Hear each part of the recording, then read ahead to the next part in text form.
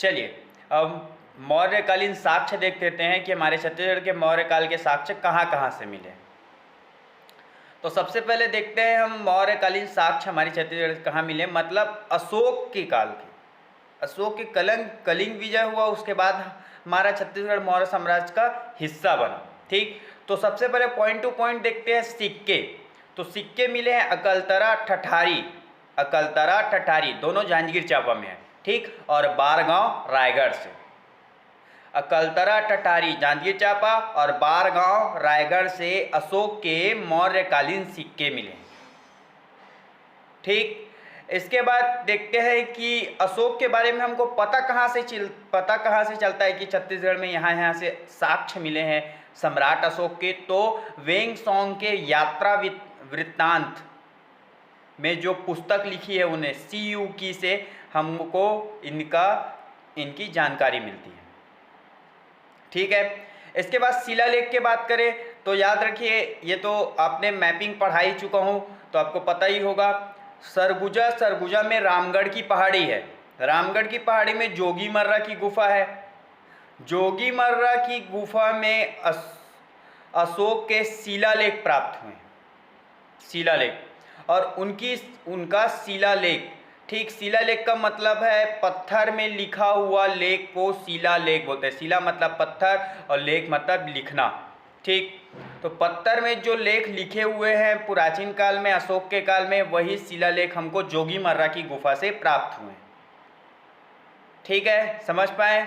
और इनका शिलालेख कैसी है, कौन से भाषा है, कौन सी लिपि है, तो अशोक की उस समय की भाषा है पाली भाषा और ब्राह्मी लिपि। अशोक के सारे शिलालेख पाली भाषा और ब्राह्मी लिपि से प्राप्त हुए हैं और छत्तीसगढ़ में अशोक के शिलालेख जोगी मर्रा की गुफा से प्राप्त। ठीक, समझ पाए। अब यहाँ से एक और चीज़ याद रखिए इस गुफा के बारे में। रामगढ़ की पहाड़ी में है जोगी मर्रा की गुफा। जोगी मर्रा की गुफा को प्राचीन नाट्यशाला के नाम से या फिर सिनेमा घर के नाम से प्रसिद्ध था। यहाँ नर्तक हुआ करते थे, देवदीन और नर्तकी हुआ करती थी सुतनुका, जो दोनों नृत्य करते थे और मनोरंजन का कार्य करते थे। इसी कारण इसको प्राचीन नाट्यशाला या सिनेमा घर के नाम से जाना जाता है। किसको? जोगी मर्रा की गुफा को।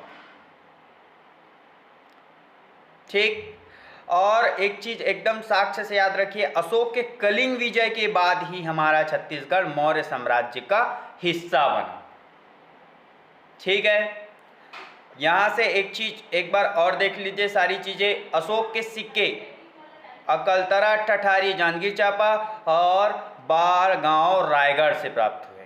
ठीक, इन सब की जानकारी मौर्य साम्राज्य का साक्ष्य जानकारी वेंगसोंग के सीयूकी से मिलती है। ठीक, रामगढ़ की सरगुजा के रामगढ़ की पहाड़ी में जोगी मर्रा की गुफा है। जोगी मर्रा की गुफा में अशोक के शिलालेख प्राप्त हुए हैं।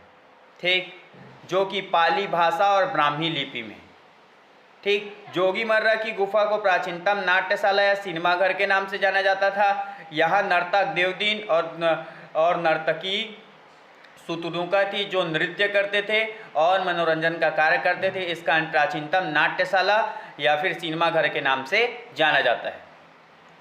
और अशोक के कलिंग विजय के बाद ही हमारा छत्तीसगढ़ मौर्य साम्राज्य का हिस्सा बना।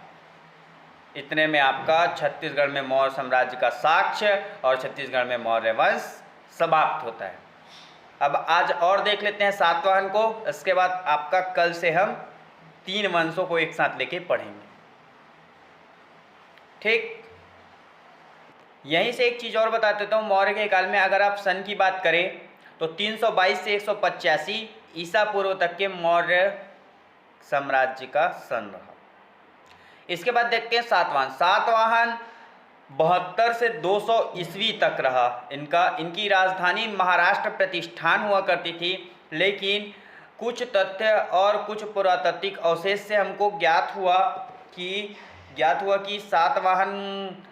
सातवाहन शासकों का भी शासनकाल हमारे छत्तीसगढ़ में चला। जैसे देखते हैं छत्तीसगढ़ में सातवाहन काल के साक्ष्य कहाँ कहाँ से मिले। ठीक है, उसको देख लेते हैं कि कहाँ कहाँ से छत्तीसगढ़ में सातवाहन के शासकों का साक्ष्य प्राप्त हुआ। ठीक, देखते हैं। तो सबसे पहले जैसे उसमें सिक्का देखे थे, इसमें भी मुद्राएं या फिर सिक्के देख लेते हैं। तो सबसे पहले मल्हार जो कि बिलासपुर में है, वहाँ राजा अपिलक के सिक्के मिले। ठीक, मुद्राएं मिली। ठीक, सातवाहन के राजा थे, राजा अपिलक के मुद्राएं या फिर सिक्के मिले कहाँ? मल्हार, बिलासपुर से। ठीक, अब इसके बाद फिर याद रखिए बिलासपुर संभाग में ही बालपुर जांजगीर चांपा, यहाँ से भी राजा अपिलक की मुद्राएं मिली। ठीक, एक तो मल्हार बिलासपुर से राजा अपिलक की मुद्राएं और एक आपका बालपुर जांजगीर चांपा से राजा अपिलक की मुद्राएं मिली। ठीक, उसके बाद लास्ट याद रखिए फिर से बिलासपुर में आई है चकरबेड़ा बिलासपुर से सातवाहन काल के रोमन कालीन सिक्के मिले, रोमन कालीन मुद्राएं मिली। ठीक, समझ पाए। इसके बाद शिलालेख की बात करें तो गुंजी शिलालेख राजा वर्दश्री का है। गुंजी शिलालेख हमको प्राप्त हुआ जांजगीर चांपा से, जिसमें राजा वर्दश्री की जानकारी मिलती है। राजा वर्दश्री सातवाहन काल के राजा थे।